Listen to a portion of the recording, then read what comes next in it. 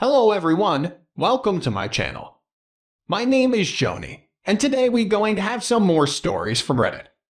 But before we start, it would be so much appreciated if you would subscribe to my channel, like the video if you enjoy it, and maybe leave a comment down below. These simple clicks would mean a lot to the future of this channel and really reward the effort that I put in every day. And now, without further ado, let's go. Now let's get into today's stories to find out what happened. I, 26, met my wife, 33, at our flight training school. I could tell right away that she was extremely intelligent and articulate. After she found out she was unable to have children, her first marriage fell apart. Since she was a child, she dreamed she could fly like a superhero. She could see the treetops below her and pretty accurate sky views of the area she lived, but also places around the world she'd never been to. To her, these dreams became a message from fate that she was destined to become an international pilot. Long hours, adventuring, most importantly, flying were her dream. At the age of 26, I was in flight training, after getting a bachelor's in transportation. You may be surprised, but by this time I had already thought very much about whether or not I wanted to have children someday. I was honestly leaning towards no, so I chose a career in travel to emphasize my point. When we started dating and learning all about each other, I suddenly felt like she was my ideal spouse. I thought she was a very unique woman for pursuing this career. We graduated at the same time and got hired at the same airline. I was the happiest I'd ever been. On our wedding day, we bought a home in Maryland and began our flight careers. We never flew together, but we were lucky enough to be on the same schedule most of the time. Sometimes we had 4-day-long trips with hotel stays in different states. When we flew international, we could spend anywhere from an hour to 24 hours in a different country. Much of our communication was through cell phone towers across thousands of miles. Time spent together in our Maryland home was what I lived for. Don't get me wrong, I love traveling, but I looked forward to the time I got to snuggle up with my wife on the couch. You can imagine my dismay and disbelief when she started to distance herself from me while we were both home. She didn't want to say much to me or be very close. She just got back from a 4-day-long trip that was only supposed to be 2 days. I expected us to be intimate, so I asked her what was going on, why she was being distant, and what happened on her trip. I knew her flight back to the US from Ireland was delayed due to a severe snowstorm, and she was put up in a hotel. What I didn't know, and she now told me, was that she was bored, so she went to an Irish pub. Apparently she was texting me a little throughout this time, but I was too busy to think she was up to something. A brightly red-haired fellow with a heavy accent greeted her in a very kind and gentlemanly way. While she told me this story, she was extremely uncomfortable. She kept fidgeting and at some point started pacing. I was holding my breath. She started crying uncontrollably when she said she fell for him immediately. She broke down even more as she explained that while she was there, she felt like a totally different person, a woman longing for adventure without anything stopping her. I asked in a soft whisper, "Not even your husband?" Her head dropped and she sat down. She said now that she was home, she regretted her decision to go with him and see his lakeside house. I prodded her for more until she said out loud that they had intimate. Immediately after admitting this, she apologized over and over and swore she would never do this to me again. I was in shock. Even though I knew what was coming, I was shocked that she did this to us. It felt like we just bought our house the day before. It felt like our life together was just beginning. Our 4th anniversary was coming up, but she just destroyed everything we started together. I was devastated, stated I knew I could never trust her again, and at any time she had a layover or randomly felt like it, she could cheat on me. Chances are she wouldn't tell me next time it happened. I felt taken advantage of. I didn't want to come home to her ever again. I knew she didn't feel like I was worthy of her commitment and loyalty. Adventure and feeling like a different person were more tempting. I told her all of this and then to get out. She tried arguing, but long story short, she only took a little bit to her parents and stayed the night. She kept coming back, and I had to keep throwing her out like a boomerang while she flew planes. Her dad got her stuff from the house, and I filed for divorce before the divorce was final. probably just about 3 months later, she lost her mind. She arranged for another pilot to take her in a small airplane to Ireland. She had no plans to return, resigned from her job, where she only worked for 3.5 years. The worst part was that she didn't tell her parents anything. They were devastated when they found out. They pretty much disowned her, and our divorce was finalized without me having to give her alimony. She made sure to burn all the bridges she had in the US before leaving, which is a shame, because she wanted to come back. Just 1 year later, she left a voicemail for me, and I could tell she was crying. She said she felt like she didn't belong in Ireland after all. It was strange and cold and hard to get a job. AP started mistreating her before he kicked her out. She didn't say if it was because she cheated on him. The point was, I suddenly felt like she belonged back in her Maryland home at the last minute. She added that she missed me, loved me, and needed me to call her back. She must have thought I was a dumb fool to believe this. She just needed a place to stay in the US, but her parents wouldn't allow her to live with them or even answer her calls. Too bad I missed that phone call and all her future phone calls because I was on a date, flying plane, or happily moving on with my life. Now let's get into today's second story.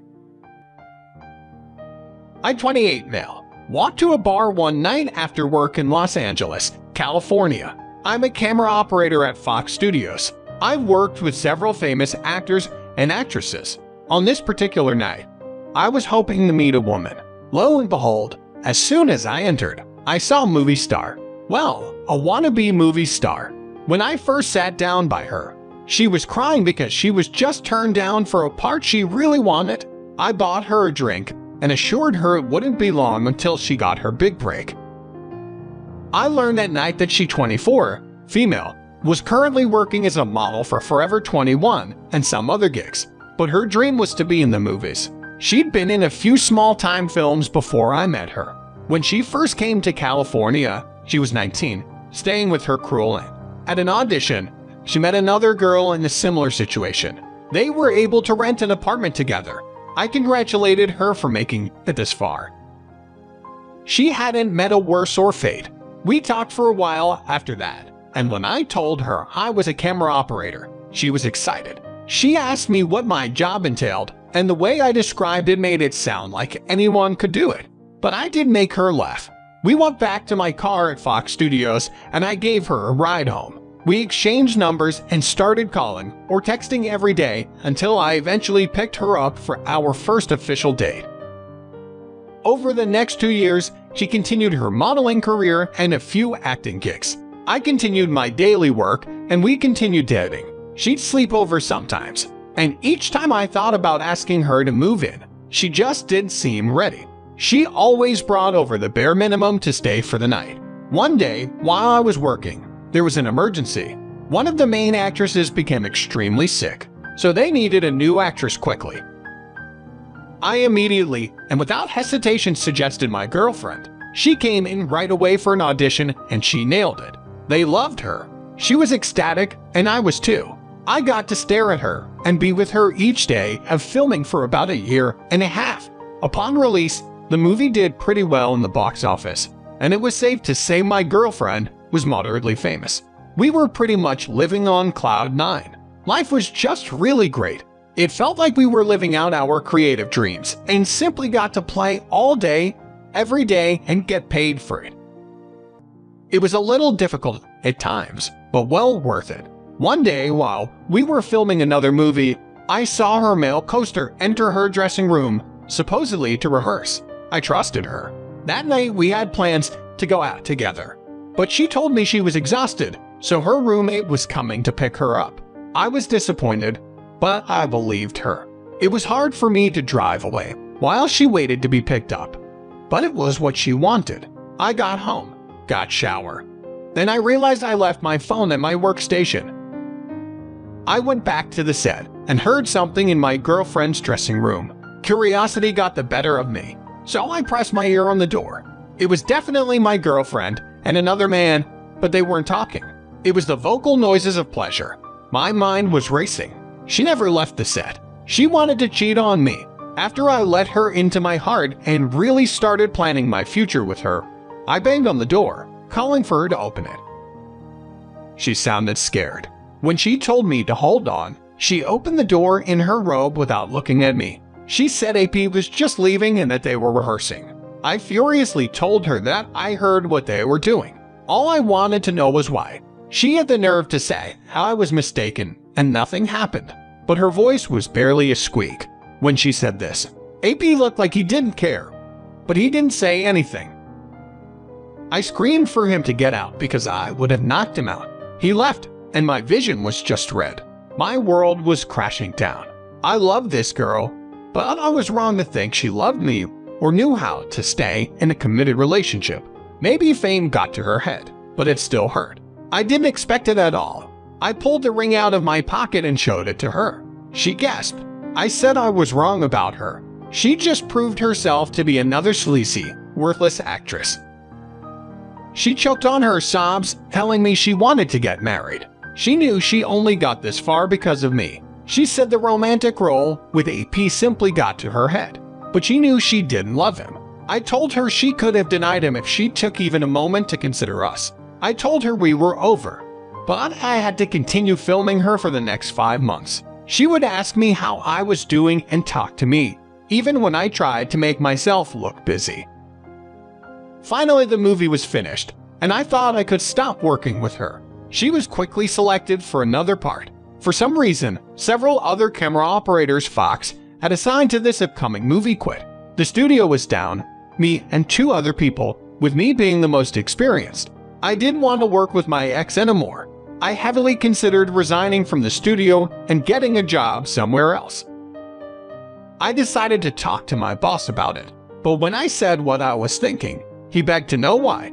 I told him honestly what was bothering me. Without hesitation, he told me they would replace her. He simply couldn't afford to lose me for this movie. In addition to firing her, he offered me a raise.